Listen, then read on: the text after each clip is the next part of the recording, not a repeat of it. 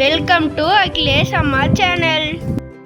Hi friends, இன்றைக்கி ஈஸியாக ஒரு தக்காளி குழம்பு எப்படி செஞ்சேன்னு பார்க்கலாம் வாங்க. முதல்ல ஒரு 10-15 சின்ன வெங்காயம், கருவேப்பிலை, ஒரு 5-6 தக்காளி பழுத்ததாக எடுத்து வெட்டி வச்சுருக்கேன்.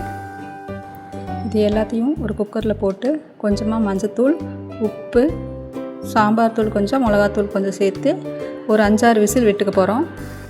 ரொம்ப அதிகமாக தண்ணி சேர்த்துக்க வேண்டாம். விசில் வந்ததுக்கப்புறமா கேஸ் ஆஃப் பண்ணதுக்கப்புறம் தண்ணியை வடிச்சிட்டு நல்லா கடைஞ்சிக்கலாம். பாருங்கள், நல்லா கடைஞ்சி எடுத்துட்டேன். இப்போ இதுக்கு நம்ம ஒரு தாளிப்பு கொடுத்துடலாம். எண்ணெயில் கடுகு, கடலைப்பருப்பு, கருவேப்பிலை போட்டு தாளிச்சிட்டோம்னா சூப்பராக தக்காளி குழம்பு ரெடி ஆயிடுச்சு. இந்த தக்காளி குழம்புக்கு நான் கோதுமை தோசை தான் செஞ்சுருந்தேன். சூப்பராக இருந்தது. நீங்களும் உங்கள் வீட்டில் ட்ரை பண்ணி பார்த்துட்டு எப்படி இருந்ததுன்னு சொல்லுங்கள்.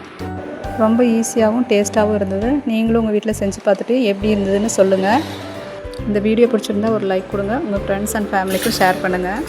தேங்க்ஸ் ஃபார் வாட்சிங் ஃப்ரெண்ட்ஸ். அடுத்த வீடியோவில் பார்க்கலாம். பாய்.